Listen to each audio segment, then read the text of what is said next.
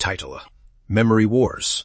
The rain fell in sheets, blurring the lines between the city's neon glow and the encroaching darkness. Tokyo 245 was a city that thrived on chaos, its streets a labyrinth of neon lights and shadowy alleyways where secrets festered like mold in the damp air. I was Akira Takeda, a cybercrime investigator for the Tokyo Cyberpolice, but my job wasn't just about catching criminals.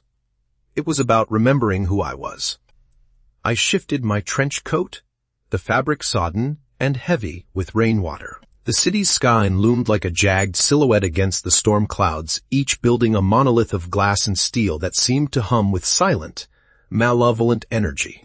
My neural implant buzzed faintly in my temple, a gentle reminder of the price I paid for the information it fed me. It had been my ticket into the murky world of cybercrime, but now it felt like a curse. The case was open on my tablet, its encrypted files glowing with an eerie, phosphorescent light. The victims were all data thieves, their neural implants stripped of everything. Memories, identities, and even their names. They had been silenced, their minds wiped clean, as if they'd never existed. But I knew better than to trust the implant's version of events. It lied, or it was just selective. Either way, it was a tool of convenience, not truth. I stepped into the rain, the cool water lapping at my boots. The streets were alive with the sounds of the city, sirens wailing, neon signs flickering, and the occasional shout from a drunkard in one of the bars. I passed a noodle stand, the steam rising in thin white tendrils that evaporated into the air like ghostly apparitions.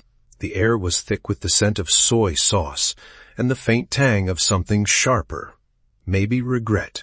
The target was a data broker named Hiroshi Tanaka, known for his ability to erase lives as efficiently as he erased files. I had tracked him to a warehouse district on the outskirts of Shinagawa, where the factories belched smoke into the rain-laden sky. The warehouse was a fortress of steel and concrete, its windows shattered, leaving jagged glass that caught the light like broken, malevolent stars.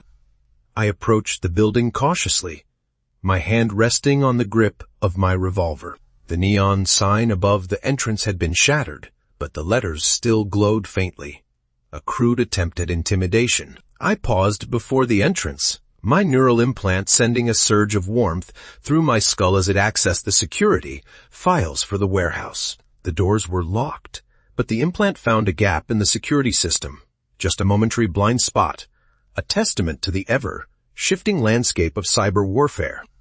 I slipped inside, my breath ragged and my pulse quickening. The air inside was thick with the smell of burning circuitry, and the walls were lined with servers and monitors that hummed with silent, menacing life. I moved through the warehouse with practiced precision, my revolver a steady weight in my hand.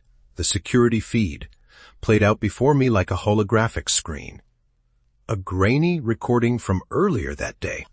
Hiroshi had been here, his face pinched with concentration as he worked on a tablet. But there was something off about the recording. Something not quite right. The shadows seemed to shift unnaturally, and I could have sworn I saw a flicker of movement in the corner of the screen. The floor plan of the warehouse appeared on my neural implant, a pulsing map that highlighted potential threats. I crouched low, scanning each shadowy alcove with a practiced eye. This was my domain now. The dark spaces where men like Hiroshi operated, unseen and untouchable until it was too late. A sound, a faint scrape of metal against concrete, snatched me from my thoughts.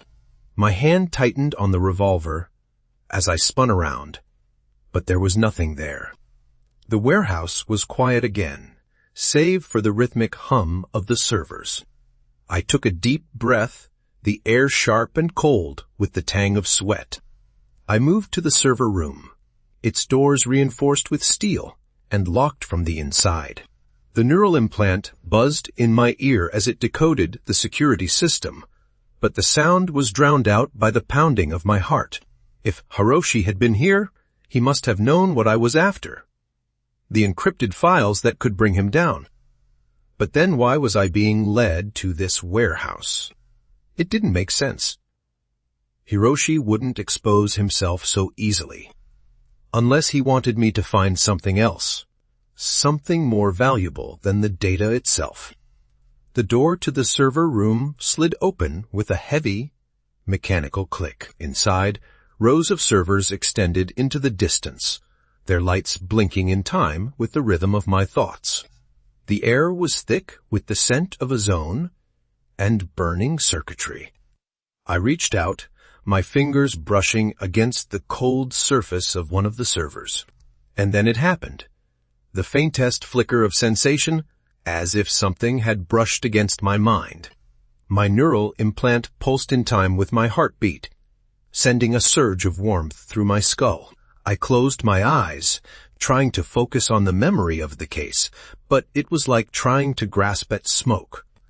When I opened my eyes, the room was empty, save for the servers and the faint hum of the air conditioning. The files on my tablet glitched for a moment, the encrypted data winking out of existence before I could read it. My revolver slid from my hand as I staggered back, my mind reeling from the aftermath of whatever had just happened. I was alone in the warehouse, but that didn't matter. The truth was out there, hidden in the shadows and buried in the encrypted memories of a city that thrived on secrets. And I was the only one who could dig them out. Before they buried me. The rain was still falling when I exited the warehouse, my trench coat heavy with water and my neural implant buzzing in time with the city's pulse. The neon lights reflected in the puddles at my feet, creating an eerie glow that matched the hollow look in my eyes. I had seen things no one else could see, memories that no one else would believe. But I knew the truth. It didn't matter if they believed me. Because in a world full of lies and secrets, sometimes the only way to remember the truth was to forget everything else. And maybe, just maybe, that was the price I had to pay for the life I'd chosen. I walked away from the warehouse, my mind a storm of unanswered questions and unresolved contradictions. The city was alive tonight, its streets a labyrinth of neon and rain. But I wasn't afraid. Because in this world, there were no easy answers, only the choices that shaped us into who we were today. And for me, that meant walking into the storm, one step at a time,